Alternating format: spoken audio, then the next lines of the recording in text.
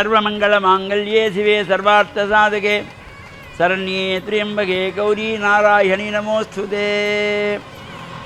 ॐ ब्रह्ममुरारिसुरार्चितलिङ्गं निर्मलपाशितशोभितलिङ्गं जन्मयदुःखविनाशनलिङ्गं तत्प्रणमामि सदाशिवलिङ्गम्। சுவாமியே சரணமையப்பா. ஓம் நமச்சிவாய. மேன்மைகள் சைவ நீதி விளங்குக உலகமெல்லாம். நோயற்ற வாழ்வே குறைவற்ற செல்வம். அந்த நோய் நொடி இல்லாத வாழ்வை இந்த உலக மக்கள் எல்லோரும் வாழ வேண்டும் என்று கலியுகத்தின் காந்தமலை ஜோதியாகிய சபரிமலை சுவாமி ஐயப்பனுடைய திருவடிகளை சிறந்தாழ்த்தி டான் தமிழொலி ஓம் தொலைக்காட்சி நேயர்கள் அனைவருக்கும் சர்வதேச இந்து மத குருபீடம் அகில இலங்கை சபரிமலை ஸ்ரீ சாஸ்தாபுரத்தின் சார்பில் இனிய வணக்கங்களும் நல்லாசிகளும். என்றும் மங்களகரமான குரோதி வருஷம் மார்கழி மாதம் 29ஆம் நாள் 13/1/2025 திங்கட்கிழமை இன்று மலர்ந்திருக்கின்ற இன்றைய பொழுதும் நம் எல்லோருடைய வாழ்விலும் எல்லா விதமான சிறப்புகளும் வெற்றிகளும் கிடைக்க வேண்டும் என்று பிரார்த்தித்து இன்று திருவம்பாவை பூஜையினுடைய பூர்த்தி நாள் 10வது நாள். இன்று பௌர்ணமி விரத அனுஷ்டானத்தோடு கூடியது. இன்று திருவாதிரை நட்சத்திரம், ஆருத்ரா தர்சனம் என்கின்ற வகையிலே பல்வேறு சிவன் ஆலயங்களிலே சிறப்பான பூஜை வழிபாடுகளும் ஏனைய ஆலயங்களும் இந்த திருவம்பாவை பூஜை நடைபெற்ற இடங்களிலே நடேசப் பெருமானுக்கு அபிஷேகம் ஆராதனை உற்சவங்கள் எல்லாம் நடைபெற்று வருவது. இந்த நட்சத்திரங்கள் 27. இந்த 27 நட்சத்திரங்களுக்குள்ளே திரு என்ற அடைமொழி ஒரு சிறப்பு அடைமொழி கொண்டது 2 நட்சத்திரங்கள். அஸ்வினி, பரணி, கார்த்திகை, ரோகிணி, மிருகசீரிஷம், திருவாதிரை, புனர்பூசம், பூசம், ஆயில்யம், மகம், பூரம், உத்தரமத்தம், சித்திரை, சுவாதி, விசாகம், மனுஷன், கேட்டை, மூலம், பூராடம், உத்தராடம், திருவோணம் என்று இந்த 2 நட்சத்திரங்களுக்கு திரு என்று வரும். ஒன்று சிவனுக்குரிய திருவாதிரை, ஒன்று விஷ்ணுவுக்குரிய திருவோணம். இந்த திரு ஆதிரை திருவோணம் என்கின்ற 2 நட்சத்திரங்களுக்கு மட்டும் திரு என்ற அடைமொழி கூடியது. ஏனைய 25 நட்சத்திரங்களுக்கும் திரு கிடையாது. இந்த 2 நட்சத்திரங்கள் ஒன்று படைத்து காத்து அழித்து அருளுகின்ற சிவனுக்குரிய விரதமாகிய மார்கழி திருவாதிரை, இன்னொன்று காத்தல் தெய்வமாகிய மகாவிஷ்ணுக்குரியது திருவோணம். இவ்வாறு இந்த திருவாதிரை திருவோணம் என்ற 2 நட்சத்திரங்களுக்கு மட்டும்தான் சிறப்பு அந்த திரு என்ற அடைமொழி. எனவே இந்த திருவாதிரையிலே இதை ஆருத்ரா தர்சனம் என்று சொல்லிக்கொள்வது. வடமொழியிலே திருவாதிரை ஆருத்ரா. இந்த ஆருத்ரா தர்சனம் சிவன் ஆலயங்களிலும் ஏனைய ஆலயங்கள் நடைபெறுகின்ற பொழுதும் அதுவும் கலந்து கொள்வதோடு இன்று பௌர்ணமி விரதம் பூரணி விரதம் மாலை வேளையிலே திருவிளக்கு பூஜைகள் வழிபாடுகளும் கலந்து இறையருடைய எல்லாம் பூர்ணமாக பெறுகின்ற வகையில் அமைந்திருப்பது.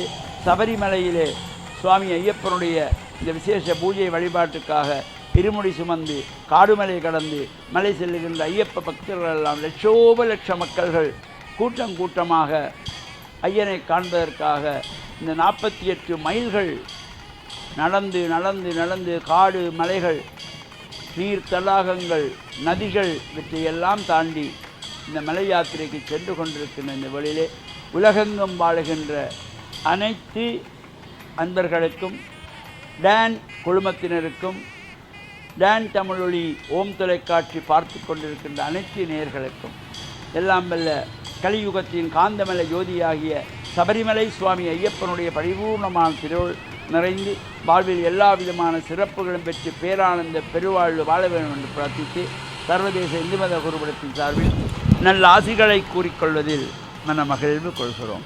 சர்வே ஜனாக சுகினோ பவந்து சமஸ்த சன்மங்களானி சந்து சுபம்.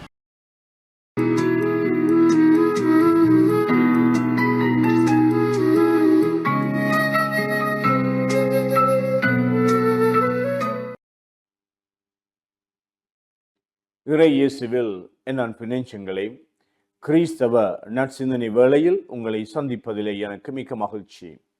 ஆண்டவர் இயேசுவின் அன்பும் அருளும் உங்கள் அனைவரோடும் இருப்பதாக. நாம் எந்த வாழ்க்கை முறையை பின்பற்றினாலும், எந்த வேலையில் ஈடுபட்டாலும், கிறிஸ்தவ கண்ணோட்டத்திலே அதை ஒரு ஆண்டவர் எனக்கு தருகின்ற அழைப்பாக நாங்கள் ஏற்றுக்கொள்கின்றோம். அனைத்தும் இறைவனுடைய திட்டப்படி என்னுடைய வாழ்வில் அமைகின்றது என்ற ஆழமான நம்பிக்கையில் எங்களுடைய வாழ்வை முன்னெடுத்து செல்வதுதான் கிறிஸ்தவ அல்லது சீடத்துவ வாழ்வு என்று சொல்லலாம். இங்கு இயேசு தமக்குரிய சில சீடர்களை அழைக்கின்ற பொழுது ஒரு மிகவும் முக்கியமான ஒரு வார்த்தையை பயன்படுத்துகின்றார். என் பின்னே வாருங்கள் என்று அழைக்கின்றார். அதாவது இயேசு முன்னால் செல்ல, நாம் அவருடைய அடிச்சுவடுகளை பின்பற்றி அவர் பின்னே செல்லுகின்ற ஒரு வாழ்க்கை முறைதான் சீடத்துவ வாழ்வு ஆகும். திருமணமாகினால் என்ன, துறவற வாழ்வை என அழைத்துக் கொண்டால் என்ன, எந்த வேலையிலே, பணியிலே, எந்த அமைப்பிலே, எந்த நிர்வாகத்திலே நாங்கள் இருந்தாலும், எந்த தொழிலை செய்தாலும், அங்கு இறைவனுடைய அழைப்பினுடைய குரல் எங்களுக்கு கேட்க வேண்டும். எதை செய்தாலும் நாங்கள் கிறிஸ்துவை பின்பற்றி கொண்டு வாழுகின்றோம் என்ற அந்த எதிர்நோக்கும், அந்த இலட்சிய உணர்வும், அந்த தாராள சிந்தையும் எங்களுடைய வாழ்வில் நாங்கள் எப்படி வாழுகின்றோம், என்ன தொழில் செய்கின்றோம், எப்படி நாங்கள் இந்த வேலைகளிலே ஈடுபடுகின்றோம் என்ற சரியான மனநிலையை எங்களுக்கு தரும். இயேசு தம்முடைய சீடர்களை அழைத்த பொழுது அவர்கள் கடற்கரையிலே மீன் பிடிக்கின்ற மீனவர்களாக இருந்தார்கள். நற்செய்தியிலே சொல்லப்படுகின்றது, உடனடியாக தங்களுடைய அந்த படகையும் வலையையும் விட்டு இயேசுவின் பின்னால் சென்றார்கள். நாளை அவர்கள் தொழிலை இழந்து விட்டார்களோ? இல்லை. அவர்களுடைய வாழ்வில் கிறிஸ்துவை நம்பி வாழுகின்ற, அவர்களுடைய அன்றாட வாழ்வுக்கு அவர்கள் எதிலே தங்கி இருந்தார்களோ அதை கைவிட்டு இயேசுவினுடைய அழைப்பிலே அவர்கள் நம்பிக்கை வைத்தார்கள். அதாவது நாங்கள் ஒன்றை பெற்றுக்கொள்ள வேண்டும் என்றால் இன்னும் ஒன்றை கைவிட வேண்டும். சொல்லுவார்கள், ஒரு கேக்கை நாங்கள் வைத்திருக்கவும் வேண்டும், சாப்பிடவும் வேண்டும் என்ற நியதி அமைவதில்லை. ஆகையினாலே நாங்கள் எங்களுடைய வாழ்வில் கிறிஸ்துவை பின்பற்றுகின்ற பொழுது சில விடயங்களை, ஒவ்வாத விடயங்களை, தடையாக இருக்கின்ற விடயங்களை நாங்கள் தவிர்த்து கொள்ள வேண்டும். ஒன்றை இழந்து நாங்கள் இன்னும் ஒன்றை பெற்றுக்கொள்கின்றோம். இவ்வாறு எங்களுடைய அன்றாட வாழ்வில் நாங்கள் கிறிஸ்துவுக்காக எதை கைவிட்டு, கிறிஸ்துவுக்காக எதை நாங்கள் எங்களுடைய வாழ்வில் கடைப்பிடிக்க, பின்பற்ற விரும்புகின்றோம் என்று இந்த நாளிலே சிந்திப்போம். அழைக்கின்ற இறைவன் எங்களுக்கு அருள் தர வேண்டும் என்று இந்த நாளிலே மன்றாடி நிற்போமாக. ஆமென்.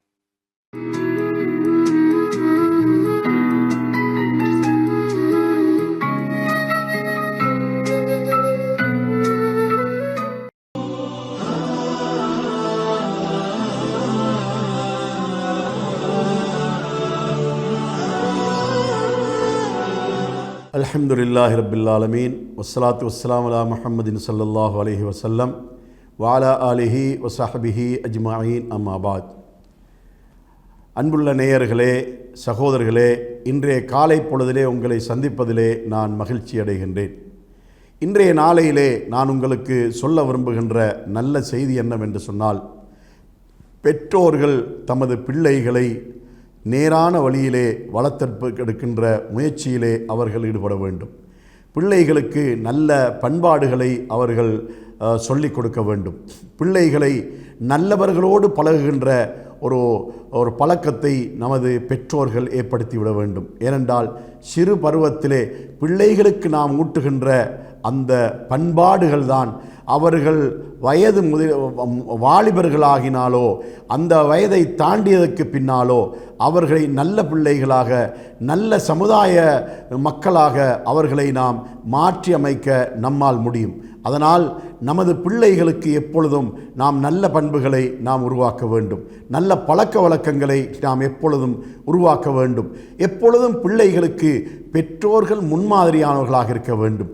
பிள்ளைகளுக்கு நாம் எதை கூடாது என்று தடுக்கின்றோமோ அதை பெற்றோர்கள் செய்கின்றவர்களாக ஒருபோதும் இருக்கக்கூடாது. பெற்றோர்கள் ஒரு பிழையை செய்து கொண்டு அதே பிழையை பிள்ளைகள் செய்யக்கூடாது என்று தடுக்கின்ற பெற்றோர்களாக ஒருபோதும் இருக்கக்கூடாது. இறைவன் திருமறை குர்ஆனிலே சொல்கிறான், யா அய்யுஹல்லதீன ஆமனு லிம தக்கூலூன மாலா தஃபாலூன். மூமின்களே, விசுவாசிகளே, நீங்கள் செய்யாததை எதற்காக பிறருக்கு கட்டளையிடுகின்றீர்கள், பிறருக்கு சொல்லுகிறீர்கள் என்று இறைவன் நம்மை பார்த்து கேட்கின்றான். அதனால் நமது பிள்ளைகளுக்கு நாம் சொல்லுகின்ற நமது செய்திகள் எல்லாம் நாம் செய்யக்கூடிய நல்லவைகளை மட்டுமே நாம் அவர்களுக்கு சொல்ல வேண்டும். நாம் ஏதாவது தீமைகள் செய்து கொண்டிருந்தால் அதே தீமைகளிலிருந்து பிள்ளைகளை தடுக்க வேண்டும் என்ற அந்த எண்ணம் நமக்கு இருக்குமாயிருந்தால் முதலாக நாம் செய்ய வேண்டிய காரியம் அந்த தீமைகளை நாம் விட வேண்டும். அதை விட்டுவிட்டு பிள்ளைகளுக்கும் அந்த தீமையை விடுமாறு சொல்ல வேண்டும். அதற்கு ஒரு உதாரணம் சொல்லலாம். இன்று புகைக்கின்ற பழக்கமுடையவர்களாக, புகைப்பிடிக்கின்ற பழக்கமுடையவர்களாக அதிகமான ஆண்கள் இருப்பதை பார்க்கின்றோம். ஐரோப்பிய நாடுகளில் பெண்களும் புகைக்கின்றார்கள். இலங்கையை பொறுத்தவரையில், ஆசியா நாடுகளை பொறுத்தவரையில் அதிகமாக ஆண்கள் தான் புகைக்கின்றார்கள். புகைக்கின்ற ஒரு தந்தைக்கு தனது மகன் புகைப்பழக்கமுடையவனாக இருப்பதற்கு விருப்பமில்லை. அதனால் இவன் புகைத்து கொண்டே மகன் புகைக்கின்ற போது மகனை தண்டிக்கின்றவனாக இருக்கின்ற ஒரு தீய பழக்கத்தை நாம் பார்க்கின்றோம். இறைவன் என்ன சொல்கிறான்? நீங்கள் செய்யாததை ஏன் பிறருக்கு செய்யுமாறு ஏவுகின்றீர்கள்? நீங்கள் எதை கூடாது என்று கருதுகின்றீர்களோ அதை நீங்கள் விட்டுவிடுகின்ற வரைக்கும் ஏன் உங்களது பிள்ளைகளுக்கு விடுமாறு நீங்கள் தடை செய்கின்றீர்கள், கட்டளையிடுகின்றீர்கள் என்ற இந்த கருத்தை தான் திருமறை குர்ஆனிலே இறைவன் நம்மை பார்த்து கேட்கின்றான். அதனால் மது பழக்கம் உள்ள ஒரு தந்தை தனது மகன் மது அருந்துகிறான் என்று சொன்னால் இவன் முதலாவது அதை விட வேண்டும். அதனால் அதற்கு பின்னால் பிள்ளையை விடுமாறு சொல்ல வேண்டும். புகைக்கின்ற பழக்கமுடைய ஒரு தந்தை முதலாவது தன்னிடத்தில் இருக்கின்ற பழக்கத்தை விட வேண்டும். அதன் பின்னால் தனது பிள்ளைக்கு அதை விடுமாறு அவன் கட்டளையிட வேண்டும்.